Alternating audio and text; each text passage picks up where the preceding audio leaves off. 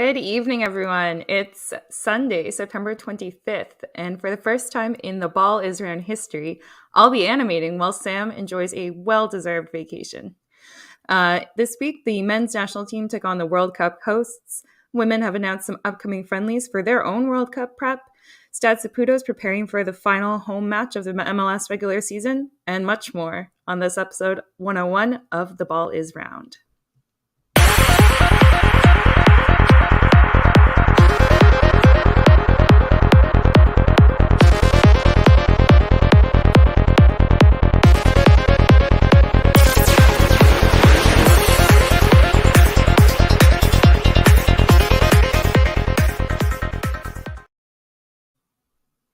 And so I'm joined, as always, by my lovely co-host, Hattie. How is your weekend going, my friend? It's going well. It's so nice to see you animating, Eve. You're doing a great job as of right now. Let's hope it continues.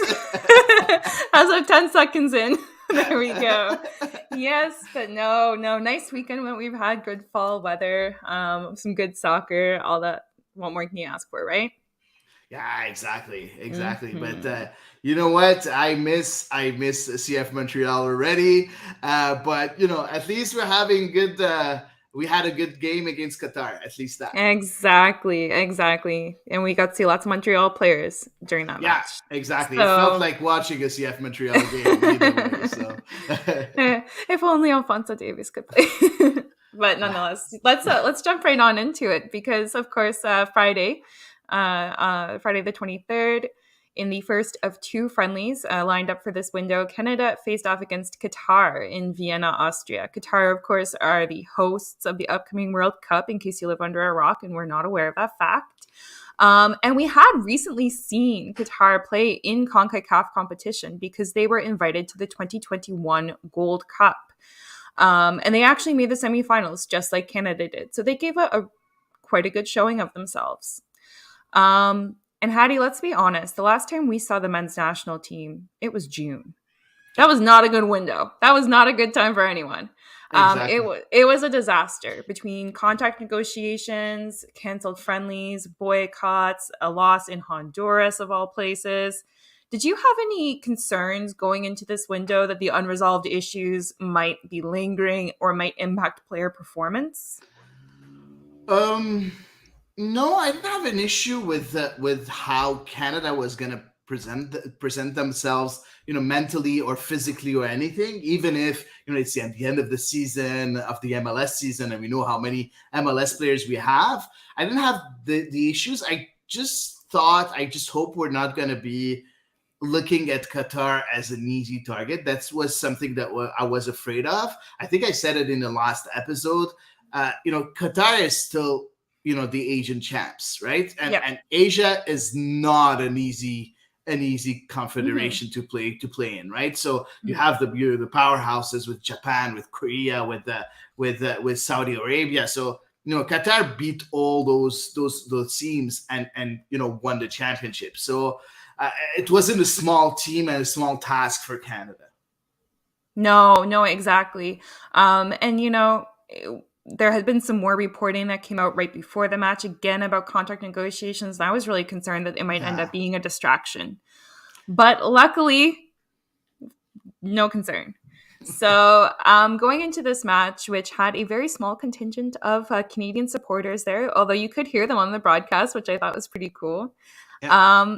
John Herdman lined up the team in a 4-4-2 formation. So for the starting 11, we saw Milan Borjan in net, followed by Sam Adekugbe, Kamal Miller, Stephen Vittoria, and Alistair Johnston at the back.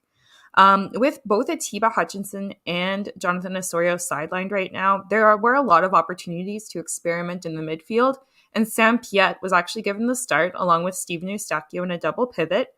Junior Hoylett and Alphonso Davies were on either side, and Jonathan David and Kyle Larin played as the two strikers up top. Did you have any surprises regarding lineup or formation, Hattie? Not really. In the middle of the pitch, at one point it was either going to be Eustachio and Kay or Eustachio Piette, or it could have been Eustachio with Kone. I thought that Kone was a bit too. It was a bit of a stretch. Yeah, exactly. He's too young still, and he doesn't have the experience required. Mm-hmm. K hasn't been in a good form with TFC. Like not only the team as TFC not being good, but also K in individual performances. Well, and he was also injured for part of the summer as well, right? Yeah. But nonetheless, like I think Marc-Anthony K is a player who John Herdman backs a lot. So of course, so I think he does have that kind of credibility, I guess, within the team, regardless of club form or individual form. Of course, it's important that the group lives well together, and the experience within the group is very important for a national team coach, and that's something that's always the case. Not only in Canada but in all other national teams. I talked I think last week about France, but Didier Deschamps really choosing the players that have been a part of the core during the last cycle, so the last couple of years, because a cycle in a national team is not 4 years, it's 2 years, because you have the Gold Cup here in the CONCACAF, but in Europe it's the Euro, and every 2 years you have that core that changes a bit. Not too much, but changes a bit. And it's important to keep that same core in order to keep those consistency. Exactly, the consistency, and also the player the chemistry, the chemistry, but also the automation in play, right? The way you play, like automatically, like you don't really need to think about how a player moves, because you're really adjusted to the way that player moves exactly. So that's interesting. So K has his place all the time. The thing that I've really found really interesting though is John Herdman keeping that 4-4-2. That was a bit surprising. I thought that maybe he would go a bit more conservative, but he didn't. He kept that 4-4-2. And we talked about it a few times here on the Ball this round. I think Canada has always been better while playing in a 4-4-2 than a 3-5-2 or a 3-4-3. Do you agree with that, or not really? Hard to say, because with Canada lately, we've not seen them outside of playing CONCACAF opposition in a really long time. A really long time. Now, like the more I think about it, I'm like, wow, it has been a minute. So it's kind of hard to tell, because the way CONCACAF is played, it's so particular that it kind of like the tactical flexibility can only be stretched so far when you're playing the same opponents over and over again. So I feel like this was a really good opportunity to put it to the test against a team with a really different playing style than what we're used to facing, window in and window out. But overall, gosh, it really depends. Honestly, I'm super torn between both formations. I think they both have their pros and their cons, but I think if Canada is, say, on paper, the stronger side on the pitch, then probably the 4-4-2. Yeah, I know that when we played against the US and we played a 4-4-2, we played a very good game, and when we switched to a back three, we didn't in another game. So I don't see it as being CONCACAF. For me, there's top tier teams, and there's lower tier teams. And for me, the US, considering the opponents that we've been playing in the last 2 or 3 years, I think the US was a top tier team. Oh yeah. And even Mexico, when we played a 4-4-2 against them, we were. No, that's a good point. No, that's a good point. So that's how I look at it usually, and I like John Herdman sticking with that 4-4-2 against the Asian champs. Yeah, fair enough. No, that's a good point. But nonetheless, like you said, they were the Asian champs. However, Canada really quickly took control over this match right from the outset. And, they were rewarded with a goal in the 4th minute of play. So a nice early goal. So the goal came after a long sequence of passing involving nearly every outfield player. I counted about 20 passes, and I stopped counting. So it culminated when Davies received the ball at the kind of the center top of the 18-yard box, but he was back to goal. So he laid it off outside to Sam Adekugbe, whose cross found the head of Kyle Larin, and he definitely had to jump on his defender. Was that a dream start to the match? It was. It was, I don't know how to say it, but it was surprising, very surprising for Canada to start the game this way. I Mm-hmm. thought that they were going to sit back and see Really? what the opposition. Yeah, I was pretty sure this is what's going to happen because most of the time, But I mean, they're you in know, neutral territory. Like, go ahead. yeah, yeah, but usually, Eve, we both have seen a lot of soccer, in our Yeah. life, right? And Yeah. usually, when you have a new team, and like, Mm-hmm. I'm putting the parenthesis on new team, of course. Yeah. Whenever you have a new team that's usually inexperienced, usually you have a tendency of just looking at what the opponent that's more experienced is going to do before making your Mm-hmm. play.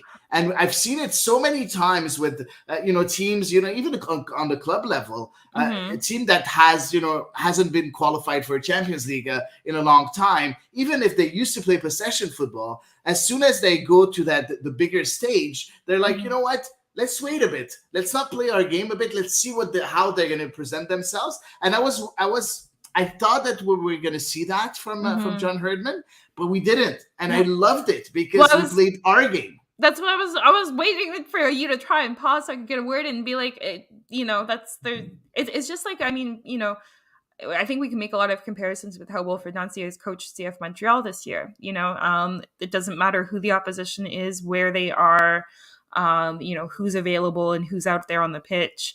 They're not going to necessarily allow the opposition to dictate how they approach the match. So for me, I was really pleased to see them Yeah, go sure. out on the front foot from the start. And honestly, thinking about John Herdman's comments in media leading up to this match and even all throughout World Cup qualifying, I wasn't that surprised thinking about it after the fact, because they place so much on, their identity as a footballing nation. So it really didn't surprise me when I thought about it after the fact that Yeah, they but jumped you know out. how it works, Eve, I right? know, Like I know, I know, sometimes communication of the coach is something, and then what you see on the pitch is something I else. know. So was he going to surprise us? I thought that maybe we were going Yeah, to see, yeah. Canada having a step back, Mm-hmm. taking a step back at first, at least. Mm-hmm. But we didn't. And you know what? Nope. What an amazing goal! Even if the cross was subpar, in my it opinion. was But fine. It was all right. I mean, Kyle Aaron was in the right place. yeah, but the cross was Oh a yeah, bit too no, high, right? no, Like I it agree. wasn't really floating enough. I don't know. No, It wasn't sharp enough in my opinion. But okay, you know what? We're not gonna complain. Amazing, no, amazing it header, worked amazing header. exactly, exactly. Great header, and as well, like especially for Kyle Aaron, he's had a hard time making the starting 11 with his new club, Club Bruges, this season. So, how important do you think this goal was for him? With World Cup qualify or with World Cup coming imminently.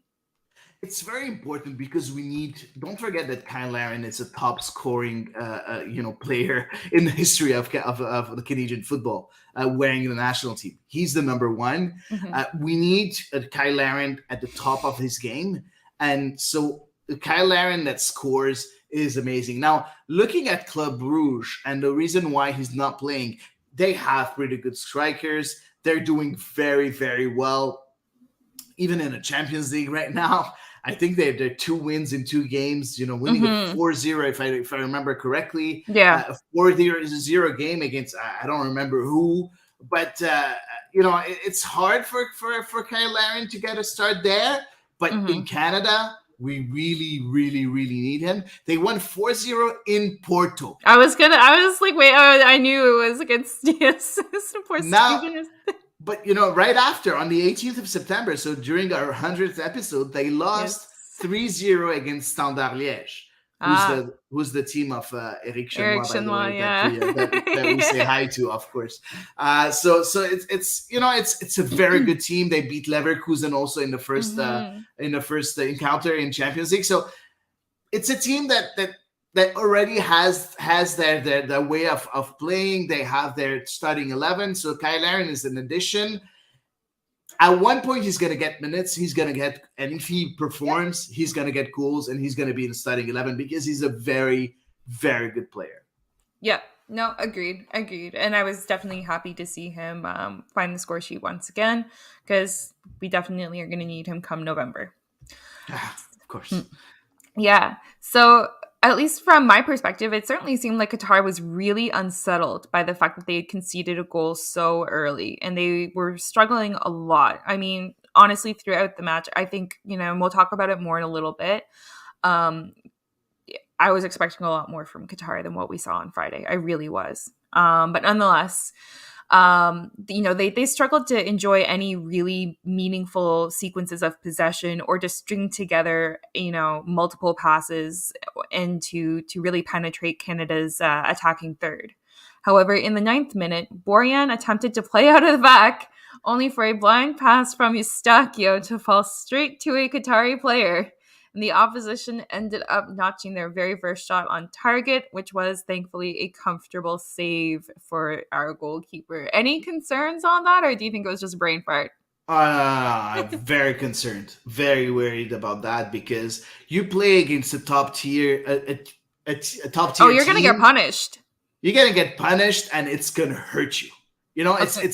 It's not only you're gonna concede a goal, but morally, mentally, you're gonna be completely down, and you're gonna be kicking devastated. yourself. Yeah, you're gonna be devastated mentally. So right after, even at kickoff time, after when you take the ball, you're gonna concede again because you're gonna be so down after that goal, and that's very worrying in my opinion. Mm-hmm. And it didn't happen only once. We're going to talk about it a bit later, but it happens a couple of times. It happened a couple of times during the game, and that's something for me that's very worrying. So hopefully we'll not see that quite often in the next few games. No, because that's not something really that we've seen from Canada in general. Like in past matches. So I'm really not sure what was up. What was with the nonchalant attitude. I know Sam there is saying that Borjan does those mistakes. I feel like it's not that often though, And maybe it's just because we don't see him a lot. But I agree. I agree. It's not that often, but don't forget that you didn't have the same kind of opposition too. So hopefully, as the oppositions are getting stronger and stronger, we're not going to see that often from Borjan. That's something that really worries me. But I can see what Sam is saying. We have seen that a few times from Borjan. So hopefully we'll not see that again. Yeah, fair enough. Well, either way, we got lucky because it didn't turn into anything. So in the 13th minute, Jonathan David doubled Canada's lead right after Montreal's own Kamal Miller moved up the left flank, as he is well known to do. He put in a much higher quality cross than the one for the first goal, which the Qatari keeper Saad El-Sheib parried right to the feet of Alphonso Davies, who was swiftly cleaned out by a defender. Jonathan David used his striker's instinct to pounce on the loose ball, and it was 2-0. I'm sure you saw the celebration of this goal, Hattie, right? Yeah, of course. Of course. Well, yes. Of course I did. Of course. Okay, fair enough. So it never hurts to double check. So obviously, in celebrating this goal, Jonathan David made a particularly deliberate move wherein he covered up the Nike logo. And as we know, Canada is going to be the only team attending the 2022 World Cup without a new kit. What do you make of the message that he was sending with this goal celebration? Listen, I know a lot of people have been talking about the fact being, the only team not having a new kit, and that's the reason why Jonathan David did that. In my opinion, this is not the case. In my opinion, the only reason he did that is because he has a sponsorship contract with Adidas, and that's why he has gloves, Adidas gloves. And for him, just, putting his hand in front of the Nike logo and putting the Adidas in front of the Nike logo is a way of promoting his sponsorship deal with Adidas. We've seen that so many times in all kinds of sports, and I strongly remember Michael Jordan in the 92 Olympics putting the American flag when they won the gold in front of the Reebok jersey, just because he had a sponsorship agreement with Nike. So for me, it's only that. Now, is there a second message with Canada not having a kit? That's possible. It's funny timing to start flaunting your glove to promote your sponsorship deal. Maybe he got a better sponsorship deal with the World Cup. With Canada being Could be. qualified in the World Could Cup, be. because I don't know. I think, Hattie, you're not reading enough. I think you're reading too much into it, I guess. Like, I don't think so, really, because why haven't we seen that on the first goal on CanWNT? Like, if that it is was a good question. That is a good question. Because Jonathan David is not going to make that move if it wasn't like we've seen Canada being the chemistry between the players, Right. the boys, And and the cohesion. the cohesion between them. So if Jonathan David was going to do, send that kind of message, I'm pretty sure that it would be a collective thing, and Right, not like only Jonathan David's doing that. So that's the reason. That's my thinking behind all that. So fair enough. I hope Sam, we answered your question. He asked what is the Nike story. So hopefully we answered your question. Yeah. Either way, I think as a nation, we are still super disappointed that there are no new World Cup kits. Yeah, of course. But I like this one. I really like this one. I know it's simple, but I like it. Well, it's fine. It's not new. Okay, Eve is not in love with it. No, actually, I have the black one. And nice. I had to go for freaking PEI to find it, but nonetheless, because then that's a whole other story that we could spend a whole podcast on, or my feelings about trying to order a Canada soccer jersey online. But nonetheless, okay, we will move on to the next event of our match so that we don't spend all night debating on kits. In the 16th minute, there was a rather careless giveaway by Junior Hoylett, and Stephen Vittoria received a yellow card for a really late challenge on Akram Afif, who I think was probably the best player out there for Qatar on Friday. I thought he was the most dynamic and posed the biggest attacking threat, on a night where his team was really just not up to it seemed. Although Vittoria didn't make a lot of contact with the player, it was just the lateness of the challenge and kind of the force with which he came in that deemed the yellow card for the ref. And other, any concerns as far as that? Because Stephen Vittoria, he's pretty much the oldest outfield player there if Atiba Hutchinson is not playing. Do you have any concerns, like when Canada goes to face off against players, of those top tier teams, that he could get burnt for speed? Listen, if we all know the Achilles heel of that Canadian team is the central defense, right? We all know that. We have talked about it a few times on this pod and everywhere on all media platforms possible. So we know that, right? But you know what? I prefer that our veteran player make a foul, late challenge, to stop a play when they're overwhelmed, when they're about to be beaten by speed, than just him thinking about himself and letting the player go through and him scoring a goal. So for me, that's experience. That's what you need to do. And as an experienced player, that's what Stephen Vittoria did. So no, I'm not really concerned. And Stephen Vittoria has seen a lot of football. He has the experience. He has played so many games with a yellow. He knows how to handle himself afterwards. So no, not really concerned. Okay, fair enough. But I mean, 74 minutes is a long time to go on a yellow card. Of course, but he went. He was fine, right? So. He was totally fine. Yeah, you are correct. So we have a question from Sam Faisal again. Do you think Waterman will take Vittoria's place after the World Cup? Eve, I want to hear you on this. Really hard to say, because I think he would be probably, at least of the players in the player pool right now, I think he would be probably the best candidate to take Vittoria's place. Obviously, Danielle Henry is there, but I think we have kind of said unanimously our opinion on Danielle Henry as a defender, and I think Joel Waterman, particularly in his current form, would be an upgrade. The only thing that I would maybe wonder is, because there are other quote-unquote relative veterans by now, even though players like Alistair Johnston and Kamal Miller are relatively young, they've got a ton of experience under their belts already, I wonder if John Herdman would look towards a younger player, somebody who could be in the fold for years and years and years to come, because Waterman isn't a super young player, you know? But who? No, it would be somebody in development or something, you know, Oh, okay. like yeah. Like I'm talking like a player maybe in his early 20s, like in a 20, 21, 22.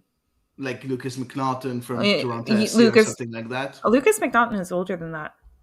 I think he's 24 or 25. I'm not really sure. We're gonna find out because But I'm googling. but you know what? I like that question because Mm-hmm. the problem He's that I have with sorry, go ahead, Eve. he's 27. Oh wow, he's that old. Okay, good to know. So Sorry, there's those my face. same age than Waterman then. Yeah. Yeah, so even Waterman is maybe younger. He's 26. He's 26. No? Yeah, But exactly. yeah. So I just to answer that question. First of all, if Waterman is indeed the one that's going to replace Vittoria at one point, I'm really disappointed that we haven't seen him play during that game against Qatar. I think that was the best game in order to give him 5 to 10 minutes at the end. Totally agree. Totally agree. I'm very, very disappointed. And, you know, I don't think it's going to be Delaney Henry because Waterman was selected this time and Delaney Henry wasn't. But Neil Henry's injured. Yeah, but still. Is he injured? Yeah. Actually, yes. Yeah. Oh, okay. Okay. I thought that he was back. He was injured before. Okay. Good to know. But yeah, so I don't think it's gonna be Waterman in Herdman's mind, but I think that Waterman should be the one that replaces Vittoria at one point. Yeah. At least we haven't seen, I don't think, a better candidate. Yeah. You know, but it's really hard to tell if he never gets a cap, you know, with the national team, if there is a better candidate or not out there. So for the remainder of that first half, Canada, you know, they really thoroughly dominated possession. They were stringing together multiple sequences of really long passing that Qatar just simply could not break up. And they went into the halftime with, in my opinion, a well-deserved 2-0 lead. Yeah. Coach Heidi, what would your team talk have been? Oh, just congratulating players. Nice, good job, guys. Like, let's keep going. Let's try to score more. Let's make sure that our chemistry stays as strong as it was in the first half. And make sure to not concede, because a clean sheet is very important at this stage of preparation. And that's exactly what I would have said, because they had a very good first half. Yep, they really did. So I didn't see much to coach them on other than, you know, be mindful coming at the back. But anyway, so the second half began with Richie Larea entering the match to replace Laren. And that kind of pushed Junior Hoylett into a more central position as a result. Did you have any thoughts on the sub and with the formation adjustment that came with it? Maybe Laren is not 100%, and that's the reason why he had to go out. Or, you know, maybe, you know, keep him fresh for the next game. And we're going to talk about the next game a bit later. Second of all, I like Hoylett in a more central position. I think he had a very good game. Yes, in Friday. I like what Hoylett can bring us. It's an interesting player. He's got a lot of creativity, but it's like it's very understated. Like, he's not going to be doing tons of step overs or anything like that. But he's got a really good eye. Exactly, he has a vision. Exactly what I was going to say. He has a vision. No, it's good. It's amazing because we have the same opinion. So that's awesome. He has the vision in order to play in a more central role, and I like it. And in a way, I have a feeling that the reason why John Herdman did that is to free up a bit Alphonso Davies. It's a bit weird the way I'm saying that, because, you know, Davies was playing on the left, but still, I think that, you know, Hoylett, you know, holding up the ball a bit more was giving Alphonso Davies a bit more creativity to just move without the ball and creating space and receiving the ball in better positions. That's, I think, was the thinking of John Herdman. But you know what? I liked it. And, you know, Richie Larea is a very good player, even if during that game he was average. But yeah. Yep. Okay. No, interesting. And I see we have a question, and this might be a kind of a good time to address the question that came in from Matthew. Yeah, so Matthew said hybrid formation, 4-4-2 on offense, 3-4-3 on defense. What's your thought on this, Eve? Yeah, overall, to me, it makes sense. Certainly, to have that extra body back on defense when the time comes, assuming the players on the flanks would also fall back if need be. It certainly makes sense to me, and I know it's a very popular formation right now. I think in football, I think it's like rather trendy. Yeah, Yeah, it is. yeah. It What do is. you think? Uh, was it a 3-4-3 on defense? Well, there was Honestly, not enough defending. exactly. There wasn't enough for defending, and I think that sometimes, most of the time, we've seen only Victoria on defense because it was very offensive. We've seen Miller, get some runs up front. Mhm. We've seen, so most of the time we see Victoria and maybe Miller playing kind of Like a 2 at the back. exactly. So it's very weird the way they were set up. I didn't see a 3-4-3 on defense on most plays, even if yes, there was a bit of 3-4-3 when Qatar had good Had a possession. spell of possession, yeah. Yeah, exactly, had But possession, yeah. but it was very rare in my opinion. Well, yeah, it was just honestly, it was so intermittent and sporadic that Qatar did have any possession or any meaningful possession that it was really hard to judge Yeah. Canada's defensive tactic. But in the 49th minute, Qatar did burst forward and they had a 2-on-1 with only Kamal Miller left at the back. And it was actually Steven Eustachio who made the recovery run to save the day.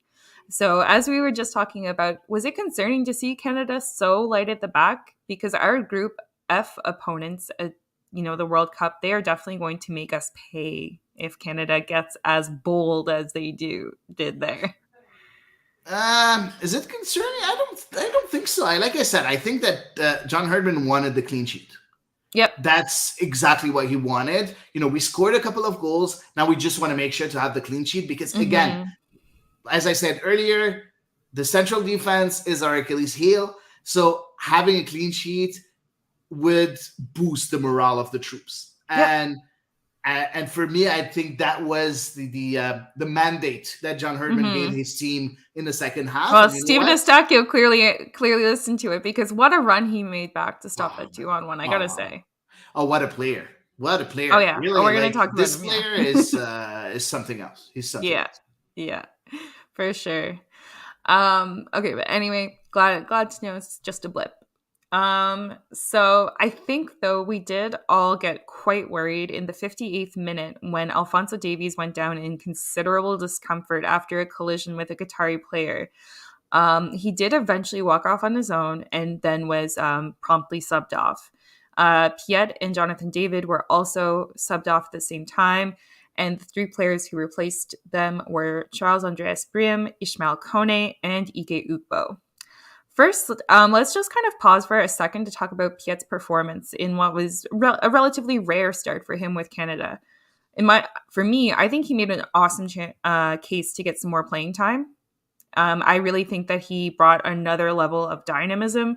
I thought, a lot of what we had seen at his club level play with some more contribution into the attacking play showed in that match. And I also felt like along with Eustachio, they had a really good understanding and a really good partnership. What did you think?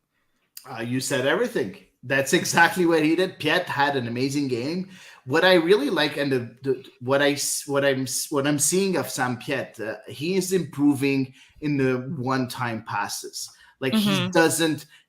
Before we used to see Piet, control the ball, get 1 touch, 2 touches, maybe 3 touches before making a pass. Now he's able to do his passes 1 touch. He looks at the position of his teammates before receiving the ball, and gives the pass right away. Is it a back pass? Not all the time, even if he does do a lot of back passes, because it's his role to do back passes as a number 6. but sometimes he always do forward passes. We've seen it a couple of times during that game, doing forward passes, doing long diagonals from one side to the other. And yeah, very dynamic passes, as you said. So Jet is proving to be a much better player than what we thought of him in January of 2022. Yeah, agreed. And Hadi, I know that you had kind of questioned calling Charles Andreas Brim into this camp when we had talked about the roster dropping. So does the fact that he was brought on with 30 minutes left to play, does that give you any indication on John Herdman's opinions about the player, do you think? Oh, John Herdman said that he was very impressed by Brim during the training camp. He even said it after in the presser afterwards.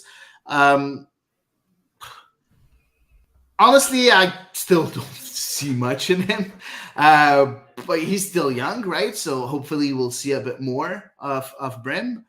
I'm still not very impressed. Okay. But yeah, I'm being harsh, but it's true. I'm not really impressed. But you know what? He's a young player, and maybe with a bit of minutes, he's going to show a bit more. I like though Ismail Kone entrance. I think and we'll talk did about well. He did well. Yeah, no, I agree. I agree. So Canada, they had several opportunities to score a third goal during that second half, which you would have coached them to do. The first one was shortly after the sub when Larea and Ugbo both had shots blocked in really quick succession. And then later on, towards the end of the match, when Kamal Miller had a header go off a post, and then there were just a lot of instances in between where Canada, had entered the 18-yard box but didn't necessarily get a shot off. So 2-0, is a very professional scoreline against a strong opposition. But watching the match on the day, are you disappointed by the lack of finishing? I'm disappointed about the lack of opportunities created in the second half. I'm going to be quite honest. I think that I know that a lot of haters are going to even hate me more right now, but I think that having, Cavallini on the bench and putting him in the midst more than Brim and would bring more offense and more opportunities than someone like Brim or someone like Ugbo. Even if he's a very good player, I do watch a lot of Ugbo because, as you all know, I'm a big Ligue 1 fan and he plays for Troyes. For me, having someone as big and as powerful as Lucas Cavallini is something that's very interesting. Cavallini or Jebison, maybe we can still dream of Jebison, right? So, I think that we lack that extra oomph up front when Laren or David is not here, and that's something that worries me a bit. Yeah, no, fair enough. Because it is, more often than not those two players who find themselves on the score sheet, along with that's, but then sometimes Canada it seems for Canada, it's either all in or not. Like they're either going to have an offensive festival with like 4 or 5 goals, or you're going to have to hope that Jonathan David or Kyle Aaron has a day of inspiration. Like it seems Davies. to be. Or yes, Davies is just yes. Yes. But let's not forget him. Let's not forget him. And Buchanan too. Him. Yes, and Buchanan too. Well, Buchanan's currently he might be available for Tuesday, but he's working his way back from injury. But it seems for Canada, like offensively, they're either very, very explosive or they have days like this. Like it's kind of there is no middle ground. Yeah. Right. You're right. Yeah. But add Buchanan to the mix. Add Liam Miller, that I really love. I think he's a very good player. I think that we have those very lively players. We have enough of those. We don't have enough strength up front, and that's why Lucas Cavallini for me. Well, Lucas Cavallini hasn't played in a few weeks now because he is serving a lengthy suspension. I know. ... And I'm just going to end my sentence on that one. So at the same time, like he's not really, I wouldn't necessarily call him in form, and he's not had a fantastic season this year with the Whitecaps in general anyway. But, as we talked about earlier, we know that that doesn't necessarily mean a whole lot for John Herdman as to a player's club form when they call them up. So anyway, Liam Miller, who you mentioned, he did join the fray in the 67th minute, and he replaced Sam Adekugbe. And Mark-Anthony Kaye would also join in the 74th minute to replace Steven Eustachio, who, in my opinion, was probably player of the match. He was dominant once again. He was excellent. He had so much vision. He had so much hustle. I felt like he was doing everything right on the pitch, and he was contributing even more than expected. Obviously, I think Mark-Anthony Kaye is a player who John Herdman has a lot of faith in and who is important to this squad. But he has, as we talked about earlier, he has struggled a lot for form and for fitness this season with now that he's joined TFC. So would Mark-Anthony Kaye be your preferred partner or your preferred sub for Eustachio? Or do you feel like that there's somebody who should be having more minutes over Mark-Anthony Kaye right now? Oh, yeah. And for me, it's Ismail Kone. Mm-hmm. He's in front of Mark-Anthony Kaye, in my opinion. But looking at the squad, we lack midfielders. Well, now, Atiba would normally be there, but he's injured. Yeah, but the current squad. Okay. Right? Oh, okay, got you. Yes, you're correct. Yeah, we commented on that when the roster came out. Exactly. But so maybe dropping maybe Junior Hoylett a bit down. Maybe that could help also. Mm-hmm. But it's not enough. Like, I don't know. It's hard. I think you have Eustachio Piet now with this roster. Eustachio Piet are the starters. Mm-hmm. It's impossible for me. Kone and Kaye are not good enough. Are not either good enough or in form right now to be the starters of that midfield. Mm-hmm. But yeah, for me, it's Kone. It's Kone. He's the third choice, and then Kaye is the fourth choice. Okay, wow. So Kaye has dropped a lot in your hierarchy. Oh yeah. Or Kone has climbed, one or the other. So anyway, the match ended 2-0. And Hattie, you had been the more pessimistic of us last week when we set up some predictions for this. Were you surprised that Canada handled Qatar as well as they did, or do you think it was just a really poor showing and it was really uncharacteristic of Qatar? I know that they've had a lot of problems in Qatar preparing for the game. Mm-hmm. But yeah, I was surprised. I was surprised that Canada was as good as that. I was surprised that Qatar was as bad as that. Mm-hmm. Because, again, I've seen a lot of Qatar play. As you all know, I'm Lebanese. Mm-hmm. I'm born in Lebanon, and so I do watch the Asian games a lot. So, yeah, I was surprised. But you know what? All for the better, right? I'm not going to complain. Canada went 2-0, man. Fair enough. Well, for me, I'm like, oh gosh, if only Qatar was in our group now. To be honest, I feel bad thinking that they'll be stronger because they'll be at home. Yeah, and the Qatari FA is giving them a lot of time to prepare. So they're going to be very sharp and a lot better than what they are right now. So well, and all of the players, at least all of the players who they called up for this window, they're based like in Qatar. You know what I mean? They play their club football in Qatar.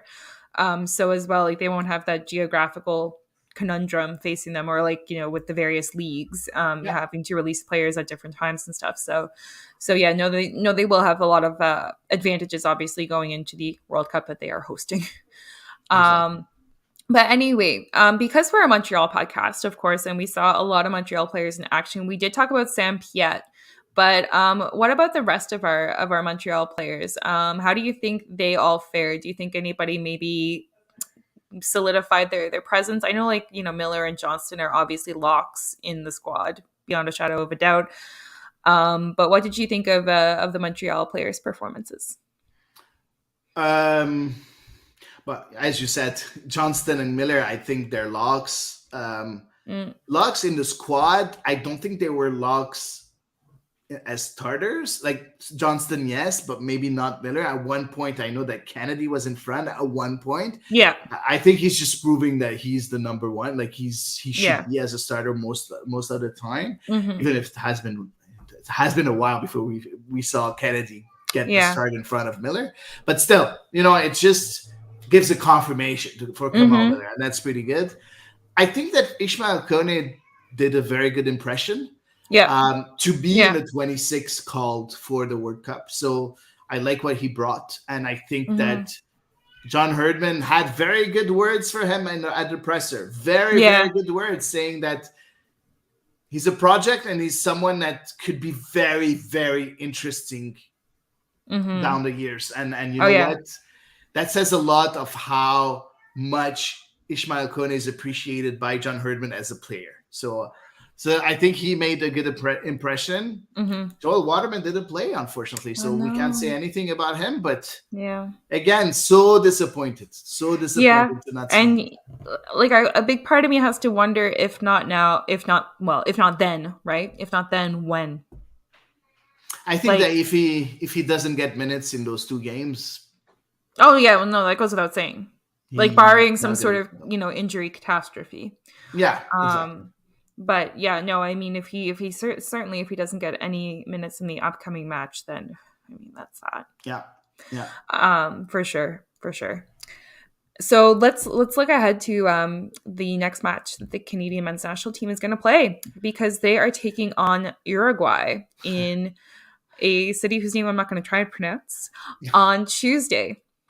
And I think we can all agree that this should be a much stronger opponent for Canada to face than the opponent that they just recently saw. No respect or no disrespect to Qatar, but we've got Luis Suarez, we've got Darwin Núñez, we've got Federico Valverde lining up out there, and that's to name just a few Uruguayan players. However, when Uruguay played their first friendly of the window, they were actually shut out 1-0 to Iran, which was a shock result for me. I don't know about you, Hattie. Iran is always a good team, very experienced teams that's always in the World Cup. So it's not a bad team. Now, of course, they don't have the names that Uruguay has, and that's why we're shocked a bit. Mm-hmm. But if you're playing against an opposition that has the experience as Iran, you have to bring your A game. Uruguay were dismal during that game. Like, yes, they had possession. Yes, they had. So possession means nothing. It's my least favorite stat. Yeah, but you know what? They outshot their opponent. 15-6, 6 shots on target for Uruguay, but it wasn't good at all. Like we've seen, like Iran was in control of that game, and that's what's worrying for Uruguay, and that's what's really interesting for Canada. So getting a good result against Uruguay would mean imagine a the confidence. lot for Canada. Imagine the confidence boost that would give you. Yeah, exactly. And at the same time, if the CF Montreal players can convince Luis Suarez to come to CF Montreal, I don't think Luis Suarez. You don't. So if he comes to Montreal, you'd be unhappy. Come on, Eve, you can't. You can't, man. I'm really not a fan. He's so good. There are a bajillion so good strikers out there. So pick some other one. Yeah, no. If he replaces Bjorn Johnson just as a TAM player, you would not take him? I don't know. I really don't. I think I have a choice question at the end of the pod, I think. There you go. Oh, no. Okay, well, let's wrap it up for tonight then, everyone. Okay. No, but in all seriousness, looking ahead to this match, do you expect to see more experimentation from Herdman? Because like the team who went out against Qatar was pretty darn close, I think, to the strongest 11 that John Herdman had at his disposal. So do you expect to see more? Yeah, so Gail will be unhappy. Oh my God, she has power? So your mom is agreeing with you. Okay, I thought Holy Gail was in the dark. She's in the Mountains. No, she's not. It doesn't look like it. No. Weird. But to answer your question, I don't think it's not the time, the place, Mm-hmm. or at all to experiment Fair anymore. enough. The experimentation were in the June window, Well, were before. yeah. Yeah, exactly. When we had all the problems that we had. Yeah. So right now, it's the last window before the World Cup window, Mm-hmm. which yes, we will have, of course, The one a friendly. friendly, yeah, the Yeah. one friendly against Japan. Yeah. So which is going to be very interesting because Japan completely destroyed Oh my the US, God. Yes, that was completely destroyed the US. shocking. Ah, Wasn't yeah, it? yeah, Yeah. it was really shocking. But is it shocking? Not sure. Japan is a very good team. No, Japan is a very good team. Yeah. No, you're Yeah, correct. Yeah, no, and but the anyway, I US. know our American friends were very shocked and abhorred. Yeah, yeah. So for me, it's no time for experimentation anymore, Mm-hmm. unless it's the last 5 to 10 minutes. I think the only experimentation that John Herdman is doing is giving those minutes to Brim, giving those minutes to Ugbo, because he wants But in them. a sub role. Sorry, yeah, Yeah. exactly. He wants to try them Mm-hmm. during against good oppositions to see if he takes them with him Mm-hmm. to Mm-hmm. Qatar. Mm-hmm. So again, that's why I'm Mm-hmm. disappointed that Waterman didn't get minutes. So Yeah. yeah, No, no, I I got don't you. think we'll see much experimentation against Uruguay. Right. So as far as say Sam's question, do you think Herdman will play Kripo? Sounds like you are a resounding no. That's possible though. That's Oh. possible because we know that Kripo is going to Qatar. So Well, that's yeah. not an experimentation because you need to make sure that Kripo is game fit with Canada. He is game fit I because was of like, Canada. I was gonna say he's still busy. I know, but still, what I'm saying is game Yeah. fit with Canada. It's going to be important, so that could be possible. But experimentation with formations with players that are not a sure thing. Outfield players, I don't think so. In goal, yeah, Mm-hmm. maybe, but you Okay. know, Fair I enough. would be surprised if Kripo gets the nod. But if he does, it's not going to be Mm-hmm. shocking either. Okay. Fair enough. Fair enough. What do you think? Honestly, no, I really don't. Yeah. I feel like he's probably gonna stick with Borjan just because it is the last real friendly before it. Honestly, I would be more likely to see Kriposi start against Japan just because it's gonna be like a longer gap in between when he'll have played. You know what I mean? When that preparation, because of how the MLS season is going this year, depending Yeah. on when LAFC finish their playoffs, where it ends. So yeah. Anyway, that's my thought. Yeah. Yeah. I would be very shocked if Kripo gets the nod against Japan because I think Okay. that against Mhm. Japan it's going to be the starting 11 because you need Yeah. to prepare them because a couple of days later you have the beginning of the World Cup. So I Okay. Fair don't enough. think Yeah. so.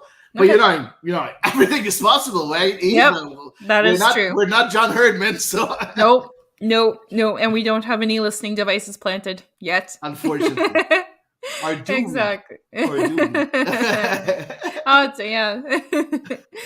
But anyway, given the performance that we saw versus Qatar, do you care to amend your prediction at all? Because I believe you and I both had called a loss to Uruguay. Yeah, I think I said 2-0 or 2-1, if I'm not I don't mistaken. recall. Yeah, Yeah, me neither. I don't but recall. I know it was loss.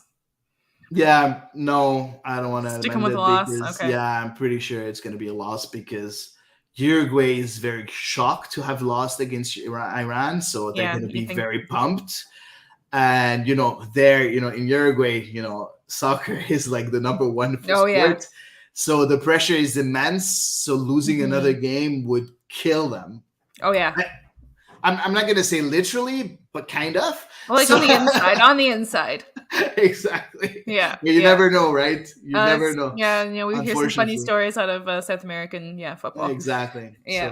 So Yeah. no, I'm not gonna amend it because I Okay. still think we'll lose, but it's not gonna be a problem if we do. Yeah. No. Fair enough. What Fair do you enough. think? No, I also still think, and if anything, given that they will want to be kind of reclaiming their dignity. Now I think we might be losing by a wider margin. But all the same, like for me, it's going to be more about the effort and the performance, and just not so much the scoreline, but what the players are trying to do, and what kind of acquittal they're giving of themselves, and if they do concede, or if they do concede multiple goals, like how do they respond to that? Because it's been a while since that's happened to Canada. Yeah, true. I just want to say something though, because for those who listen to my other pod on Marseille, Fossé en Amérique, which is on Marseille in French, one of my co-hosts is Ludo, and Ludo is a big Uruguayan fan. He's French, but he lived in Uruguay for maybe 6 years in Montevideo. So it's a very special game for both of us. Watching the game, him cheering for Uruguay, me cheering for Canada. So it's going to be fun, and I just hope that we're going to teach him a lesson, because I need him. I need to shut him up, because he's been talking trash about Canada for a few weeks now. So yeah, exactly. So I would love to see Canada win. Yeah, and I'm just excited to see another non-CONCACAF opponent. I'm just really excited to see Canada play someone different. It's gonna be nice. Thrills me. And speaking of Canadian teams playing a non-CONCACAF opponents, we should turn our attention to the women, if you are ready to move there.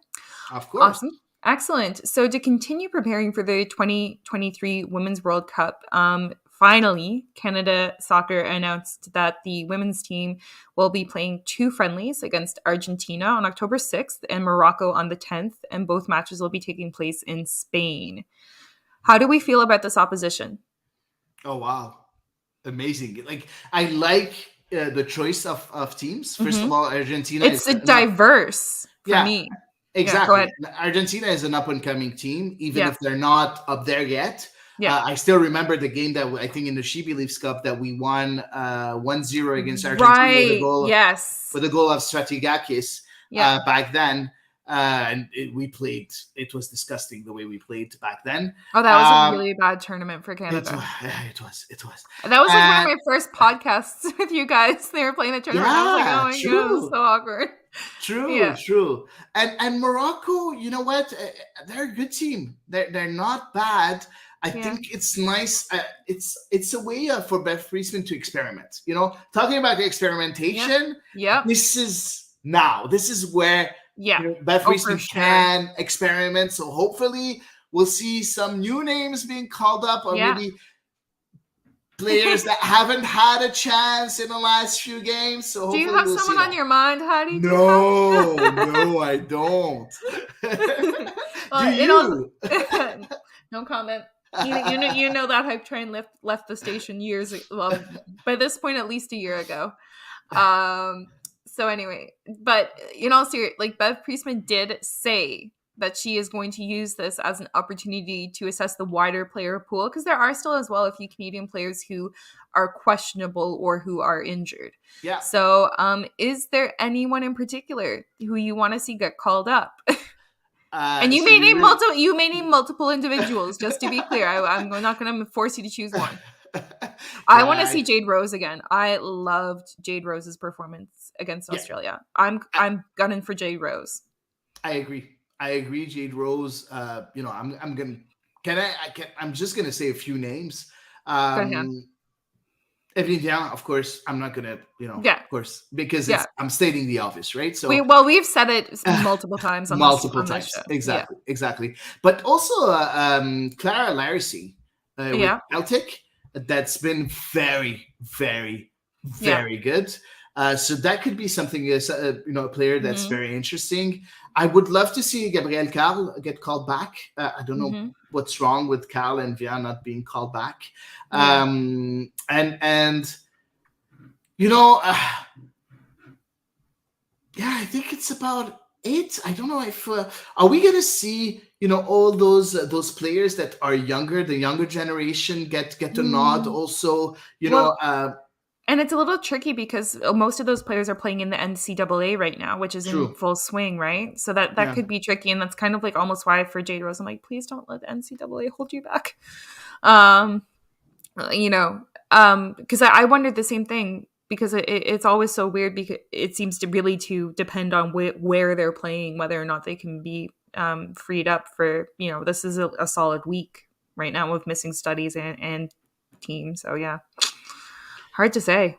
Yeah, but you know what? It's going to be interesting. Hopefully, we'll see a bit of changes. We'll see a bit of new faces getting called Yeah. up, and the faces that we want to see called up, right? Yeah. Because I know that Bev Streetsman tried to bring new players that we haven't heard of in the last few windows. I think Mhm. it's time to bring the obvious players that really deserve a call up. So hopefully we'll see that this time around. Yeah, no, good point. Yeah, and I'm going to be so interested to see that roster drop. Yeah, really, really interested to. Hopefully I'll have time to jump in on the presser and be there. But it's been very hard for me to get on Canada presser. Same thing with Herdman or Priestman, because it's right up during the day where I'm working, so I can't really jump in. But I'm doing my best, guys. So hopefully I'll be able to jump in into the presser with Beth Priestman. Yeah, no, fingers crossed indeed for you.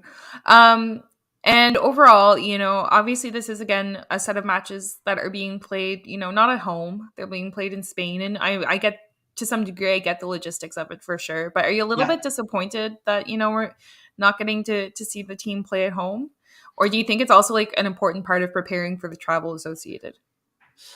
It's three things in my opinion. First of all, the weather. The weather in Canada is not really easy in October, and you don't know what's going to happen. Maybe it's going to snow or whatever. So it's going to be. Yeah, I know. You're looking at me like I'm crazy, but it does snow in October sometimes. In like Nunavut, yes. No, it's not true. Last year, I think it was -30 in October at one point, and then it got warmer a bit. I don't know if you remember. Yeah, last year. Yeah, we got a week of -30 last year. So I think that they don't want to take a chance. So that's the first thing. Are you -30 Celsius? Yeah. How do you? I don't know. I don't. Okay, I'm pretty sure. I'm pretty sure. Yeah, I don't know. Or was it in November? Whatever. I'm not sure. I don't know. So that's the first thing. I think weather plays a role. Second thing, I think that it's easier for Beth Priestman to call up players in Europe while being in Europe than asking them to come completely to North America. And I think also there's logistics in it, costs and everything. Maybe it costs a lot less. Well, obviously, like Morocco is like not that far from Spain, for example. Exactly. Yeah. Exactly. But that's not costs for Canada. No, right? No, exactly. Morocco. Yeah. So but then if it turned out that Argentina was also going to be in that neck of the woods, but then it's just a set of happy circumstances. Yeah. I do. Yeah. So, and the third third thing that I think is going to be very important. I think that Beth Priestman wants to experiment in front of a neutral crowd. Okay. That's a good point. I had not thought of that. Yeah, I think that's the 3 points and the 3 reasons why we've seen those games in Europe. Okay, good. I appreciate that, because that was a couple of points I had not considered. Thank you, Maddie. I do make sense from time to time. Oh my gosh, it's wonderful. Alrighty, so if you're ready, we can make our way back to club action. Oh yeah, for sure. All right.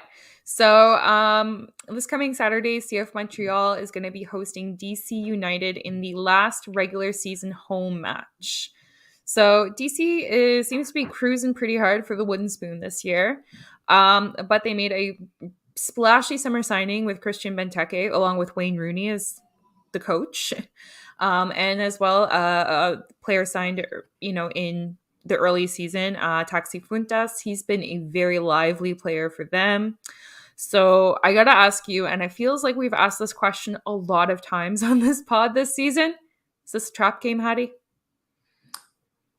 No, I don't think it's going to be a trap game. First of all, Taxi Fuentes is in a very tough spot right now with the controversy. Yeah, so he may not be present. We're not sure. He may not be present. So for people that don't know about the controversy, honestly, I don't want to talk about it. So just go look it up on social media.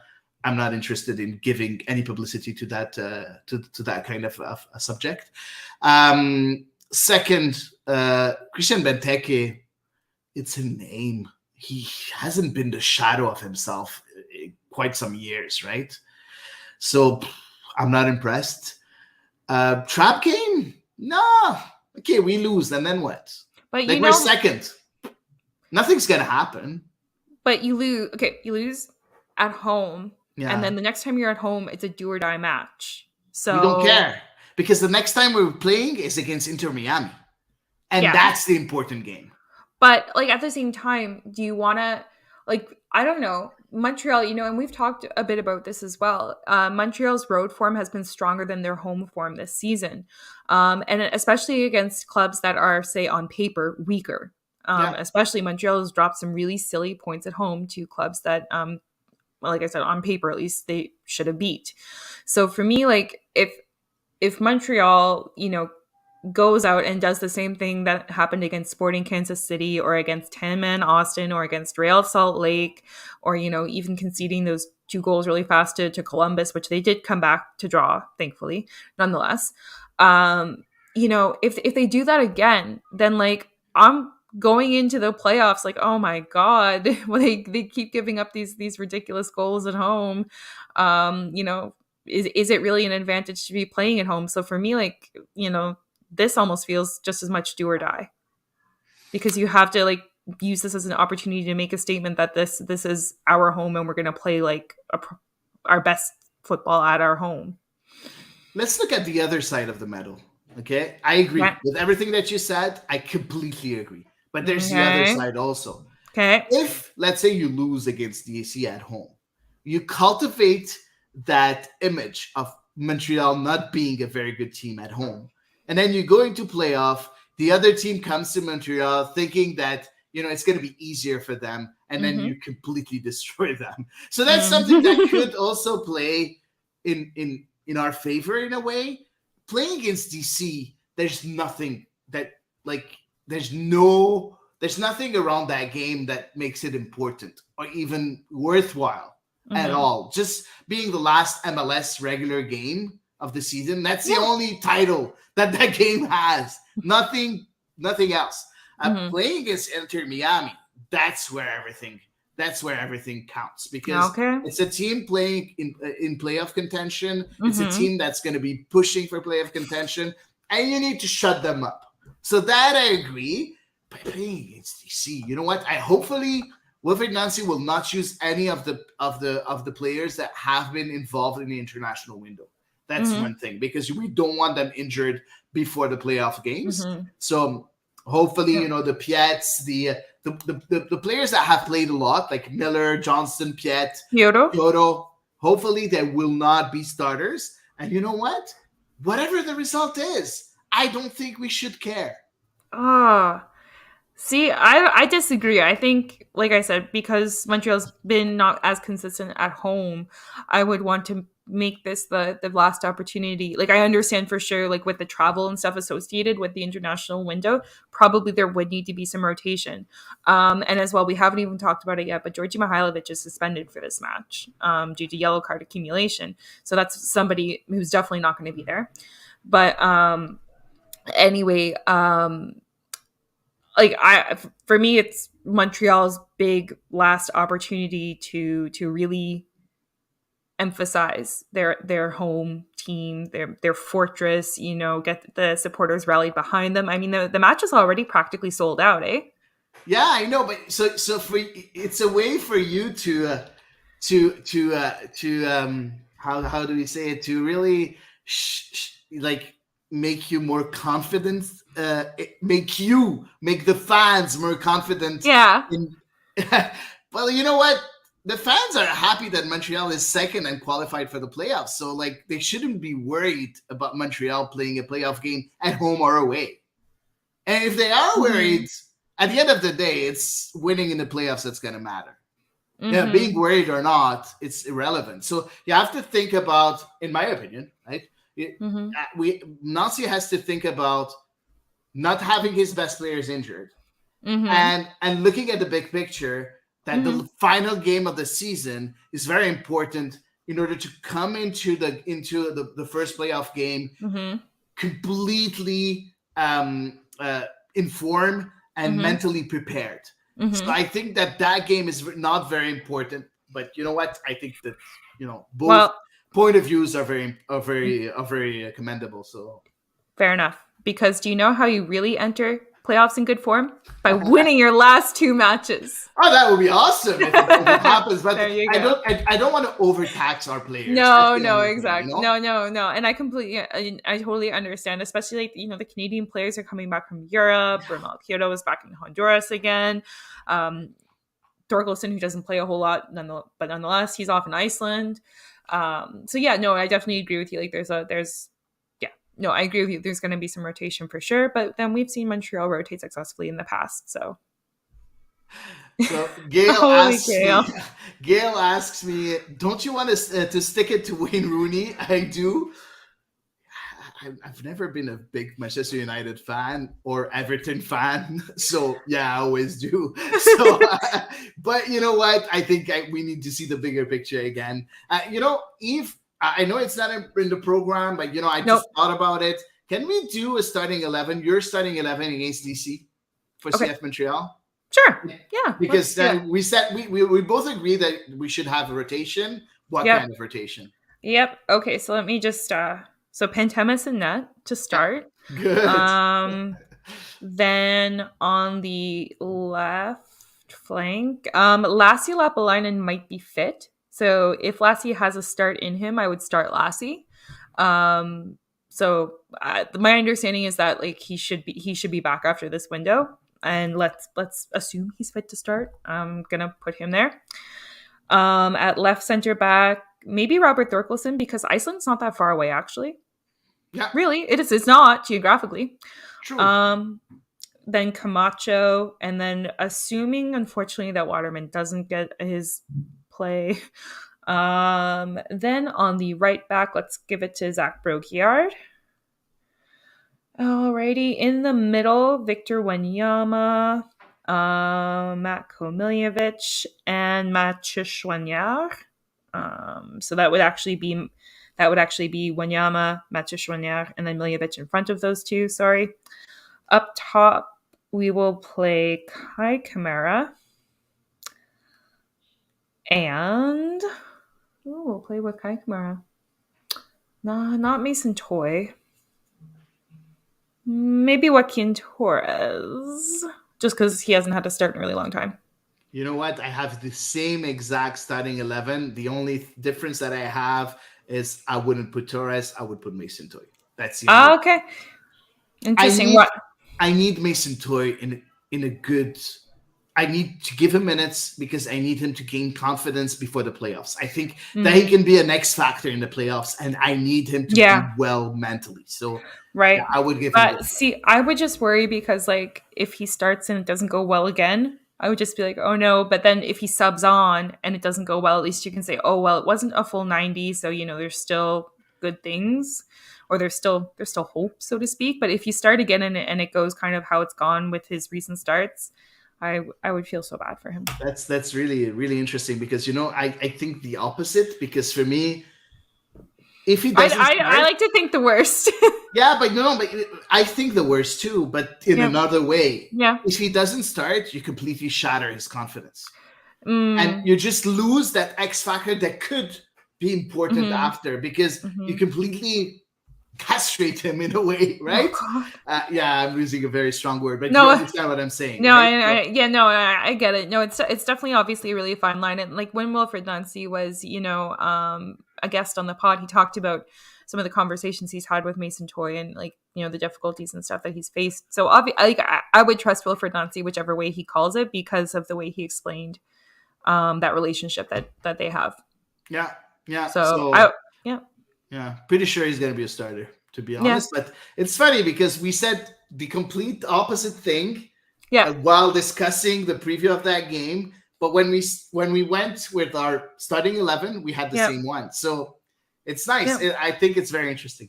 So I hope that our listeners like it too. Well, and I hope our listeners think that the rotated squad really wants to go out and prove a point. Oh, yeah. You know what? If we do that and we win the game, amazing. Like we did Yep. everything right. So Yep. hopefully Yep. this is what will happen. Indeed. Indeed. Agreed. Yep. So anyway, let's play our favorite game as we always do. Montreal will win if, and Montreal will lose if. Montreal will win if they rotate their squad. Okay. Montreal will lose if they think of DC United as an easy opposition. We always say the same. If they don't respect them. If they don't respect them, exactly, because it's still a team that's preparing, and the players are preparing themselves for next year. They're trying to prove that they deserve a spot in that team for next season under new guidance with Wayne Rooney. So they're trying to prove themselves to Wayne Rooney. So they're going to come out very strong. So we need to make sure that we shut them up. So yeah. Okay, cool. And I would say Montreal will win if, let's say, Mason Toy does start and that mental block finally unlocks. And I think the stadium would just explode with joy for him if that happened. And I honestly, I think if that were to happen, Montreal, like, not only would Montreal win, but I feel like it would just galvanize the whole squad. But I don't think that's the only reason Montreal will win. I just think that's one thing that could, like, just to be clear, I'm just picking one thing. And Montreal will lose if, once again, they just fall flat in front of an opponent who they should be beating on paper, whether that's because of a lack of respect for the opposition, like you kind of mentioned, Hattie, or whether it's just some intangible question mark that has happened to Montreal at home several times already this season. Hard to say. But if Montreal suffers its lower place team at home syndrome. Yeah. So anyway, yeah. And with that being said, I'm going to flip it your way for part 2. Yeah, part 2. So social media. Let's start with social media. But before I do that, I know that there's quite a few people listening to us right now. The next segment after social media is going to be choices. This time we're trying something new. So if one of the listeners want to participate in choices, please feel free to send me a message on Twitter. So in my DMs, send it to you, Hattie, personally? Yeah, to me. Okay. To me personally in my DMs on Twitter. And I'll send you a link to join us here on StreamYard. So have your cam ready and everything. And we're trying something new. So hopefully we'll have someone that's interested. If not, no problem. Maybe next week you'll be prepared. You'll be a bit more prepared. Exactly. So hopefully we'll see someone join us. So let's start with social media right away, and with the theme of social media. And sorry if you're hearing my son yell all around. Giving her. He's having a very, night. very happy today. So because I don't know, because he ate a crepe. I'm not sure why. So okay. So let's start with the theme of social media.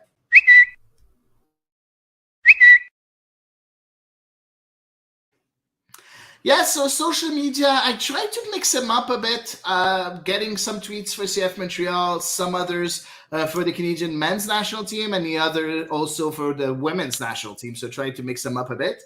Let's start with Farhan Devji, Alistair Johnston, and Kamal Miller appreciation posts. These guys have really, really helped stabilize Canada's backline over the last couple of years.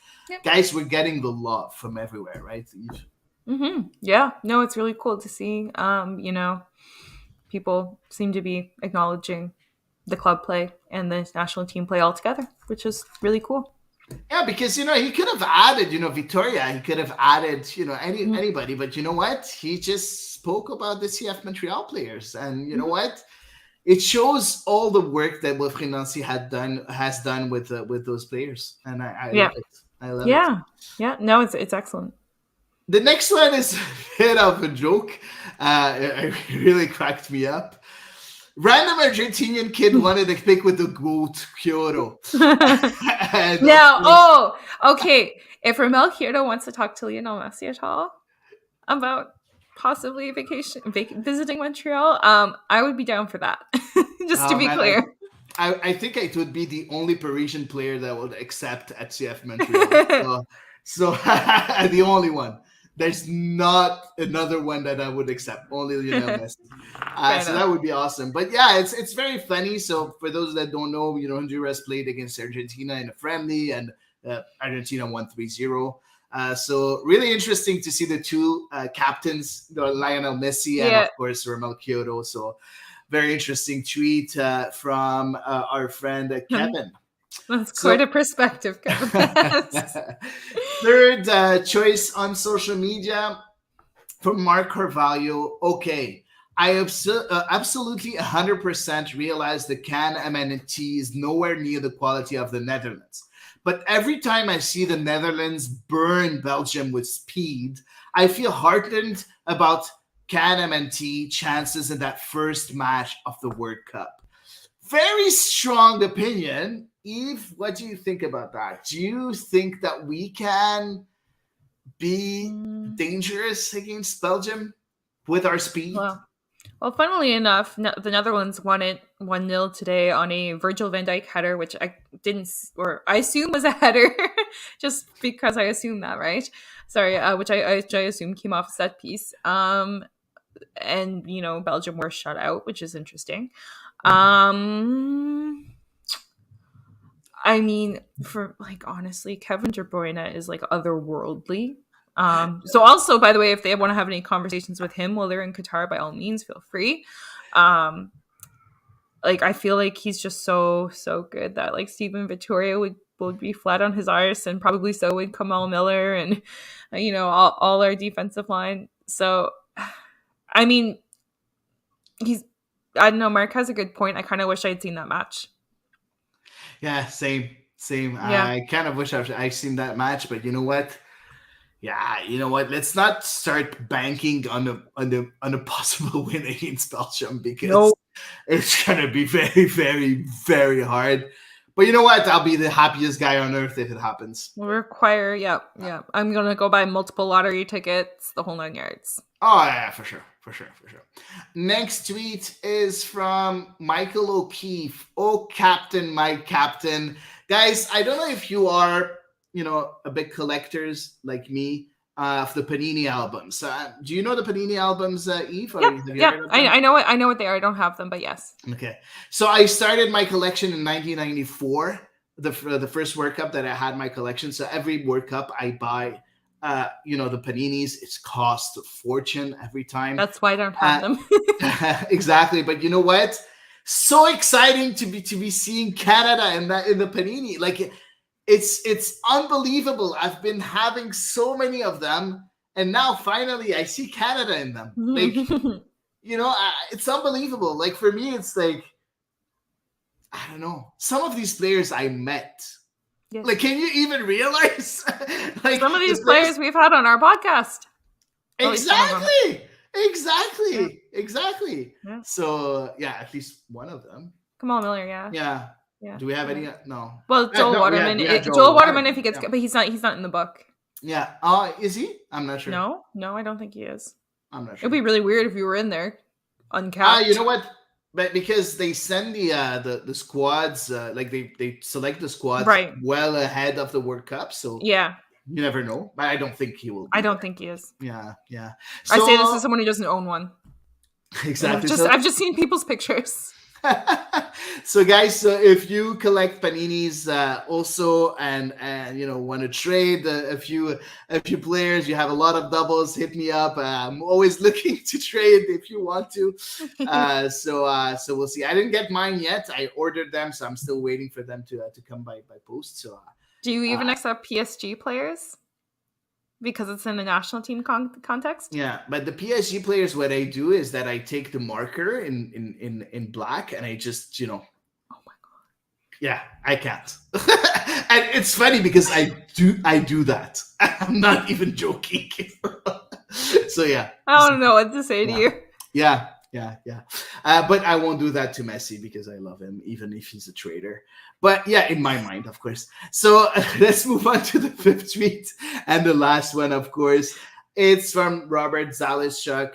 I would like to see Vian and Larry C start a game together. Add Grosso, Fleming, Adriana Leon, and Janine Becky for front seven at Prince or Haitema. Front seven. Woo-wee. That's you know what? That looks Is this your awesome. burner? Is this your burner account, Hattie? Is this what? Your burner account? No, it's not. It's not my burner account at all. It sounds like what you would say. But man, no, but sorry, but look at that squad. Like if you no, go really into good. a game with one of three of those players starting, 4 of those players starting, and having the other 3 on the bench, how confident will you be? Very, very. Man, it looks amazing. It looks amazing. So hopefully Beth Friesman listen to us because wow, I would love to see that. I would also, I find that really fascinating. Yeah. He didn't even mention Jesse Fleming, did he? Yeah, he did. Of course. Oh, my bad. Add Russell, Fleming, Adriana Leon, Becky, then Prince and Heitel. Okay, now I'm mortified. Okay, I'm mortified. Yeah. So altogether it's 1, 2, 3, 4, 5, 6, 7, 8 players. So I don't know why he said front 7. Oh, he said Prince or Heitema. Yeah, exactly. Yeah. Okay. Anyway. So very interesting take, and strongly agree with you. So hopefully we'll see that in the next upcoming squad. So let's move on to the next segment. Unfortunately, nobody wrote to me, and it's okay. You know what? You're a bit shy. So next time, if you are interested, feel free to write, to send a message. We don't bite, guys. We don't. It's a lot of pressure to go live. It is a lot of pressure. So let's move on to choices. So you're going to be the one that's going to play in choices. So that means I'm right no matter what. That means you always win in my eyes, Eve. You always win. So let's go with it. Spoken like a man well trained by his wife.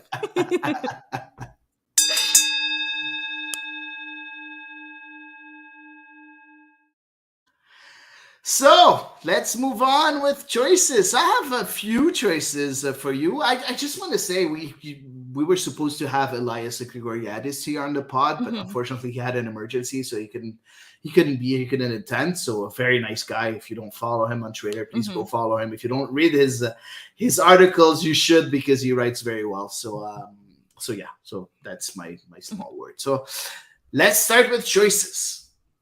Eve, you're John Herdman, okay? And you're John Herdman's staff in a way, or you're the counselor of John Herdman, okay? Oh, you know what? No, sorry. You're the counselor. You're Vasily Krementzidis. Sorry, I just. I'm John Herdman's Vasily Krementzidis. No, you're Vasily Krementzidis to Olivier Renard. Sorry. Okay. Got you. Sorry. My okay. Got you. So forget about the Canadian national team. We're back to CFMTL. John Herdman is nowhere. Yeah, exactly. But he's in Austria right now. Right now, yeah. Okay, so you have a choice. You can get Maxime Crépeau back in goal. Unfortunately, of course, you will lose Pantemis and Breza. But also, in order to get Crépeau back, the only way LAFC would accept that trade is by getting Kamal Miller and Kai Kamara. Would you do it?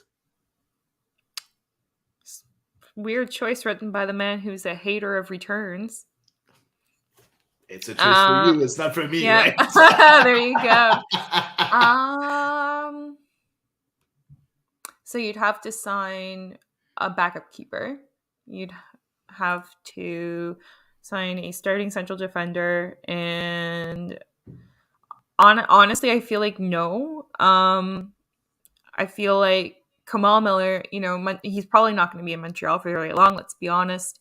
But Montreal stand, I think, to make a significant profit wherever Kamal Miller ends up next. And I think that's really important for the sporting project. So I think that's a bad part or a negative of this trade. And the other one is for Kai Kamara. I think he's been amazing with the team this year. He's outperformed like what many people thought he would at the age of 38. Plus, I mean, he's been super important in the locker room. He went to like a youth game last night. I saw he posted on his Instagram. Like, he's also like really involved within the community and with the supporters. So, and obviously Maxime Crépeau is a local player, somebody who was brought up in the club and is well beloved by the fans. So I don't necessarily like think I think Maxime Crépeau would also be like just as involved and stuff like that. But given the curse that Montreal's had with attackers in the past several years, I feel like we have to cling to Kai Kamara. I love it because, when you talk a lot on choices, that means that the choice is tough. Yeah. So I love it. So yeah, at least one of them is tough. So I love it. Okay. What about you though, Hattie? I don't like returning players, as you know. I know. But you know what? I didn't think about the financial contribution that Kamal Miller can bring. I'm going to be honest with you. So if you remove that from the equation, my way of thinking was I would do it because I think that we need a starting goalkeeper. I agree. I think that I know that Miller would be a big loss, but I think that Waterman did very well at the left at the left side of the defense, and Corbo did very well on the right side of the defense. So I don't think we'll lose Kamal Miller facility of going forward. That's for sure. But I don't think it will be such a big loss. And Kai Kamara, I love him and everything, but with Johnson being gone. I'm pretty sure that we will have enough money or cap space to bring another attacker to replace production of Kai Kamara. So for me, I would do it because getting a goalkeeper that's attached to Montreal, like Maxime Crépeau is very hard. Maxime Crépeau's quality also is very hard. So yeah, I would do it. But when you talked about the financial equation, I kind of agree with you. Okay, interesting. So you managed to change my mind. Oh my god. This is my night. Okay, let's move on to the second choice. Okay. I don't know why a lot of my choices revolve around Kai Kamara. So Kai Kamara Kai on the brain. Kai Kamara retires at the end of the season. Oh. Okay, at the end of 2022, you're in 2023. Of course, you need someone to replace Kai Kamara. And I'm going to give you the name of the player after, okay? But that player comes and knocks on your door and wants the exact same contract as Kai Kamara and is as good as Kai Kamara, and you'll know who it is. And so you're not losing anything financially.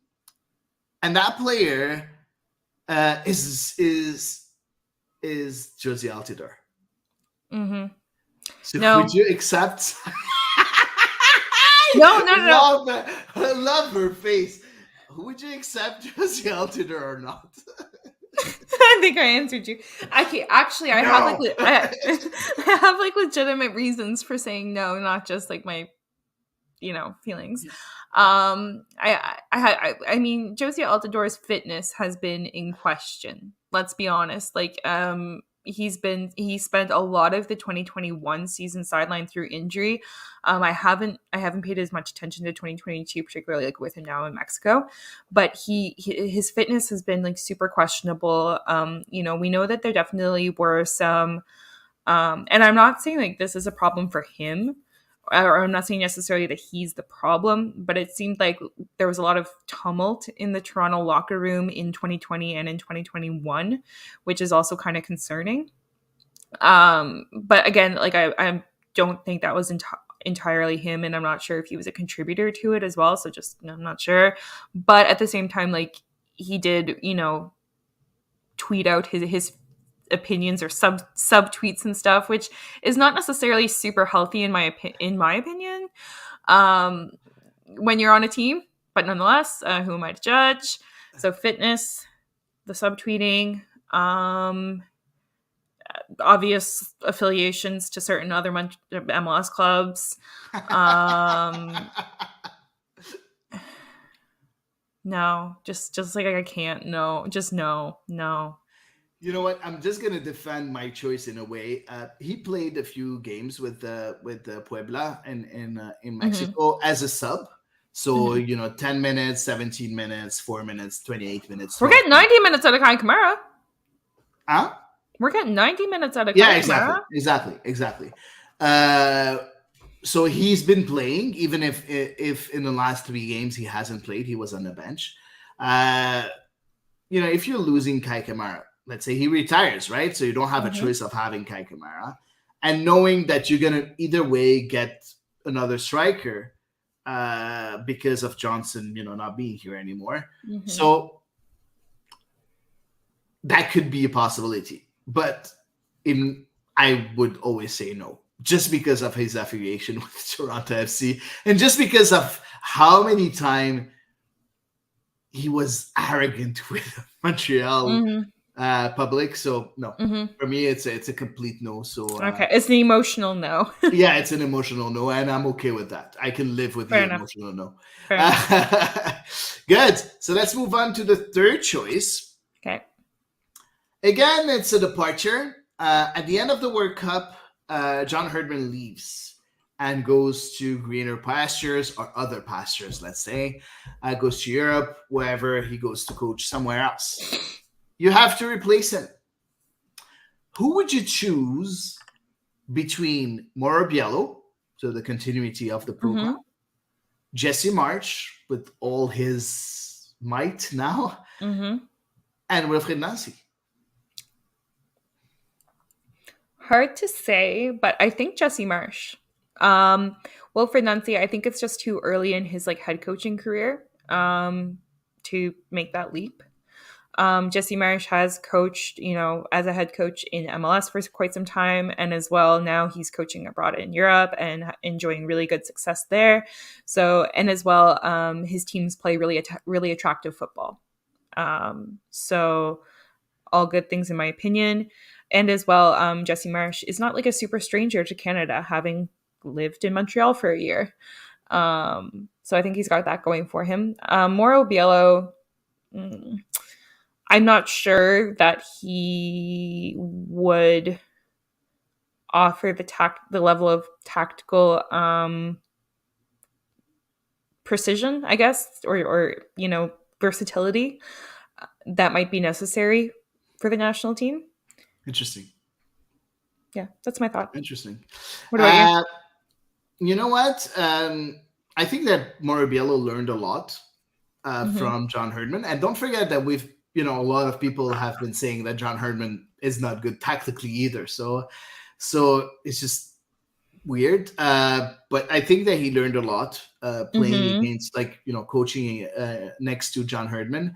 I'm okay with your choice of Wilfried Nasi. He's too young in his experience to get that Hmm. the starting role.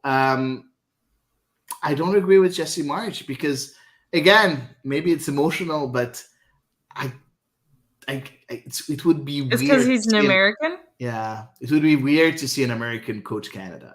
In my opinion, I have so many American friends. Man, I have no uh, problem with that. yep. I don't have any. I'm not. Hmm. I don't have any xenophobia at all. But it would be weird. Like, it's still, the U.S. are rivals of Canada, so it would be weird. Don't forget that Jesse March has a long international career too, with the Yeah, U.S. of course. Obviously as a Yeah. player. No, that Um, that, that did cross my mind. I know full well like he's American yeah, and stuff. Yeah. yeah, yeah. So I would go with Mauro Biello, just for the continuity, and I Mm-hmm. think he would be interesting. Will he be as good as John Herdman? Maybe not, but I think it just makes sense, and that would be my choice. Fair enough. Let's move on to the last tweet. To the last choice. Sorry. Okay.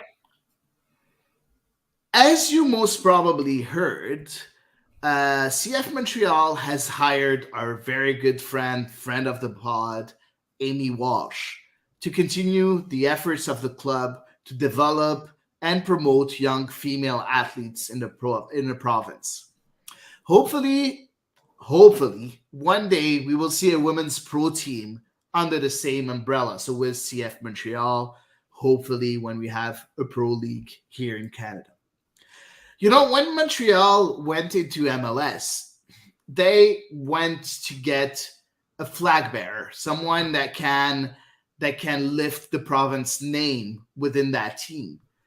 Which player would you choose to be the symbol of that new team in Montreal, just like Patrice Bernier was back then for the MLS team of Montreal?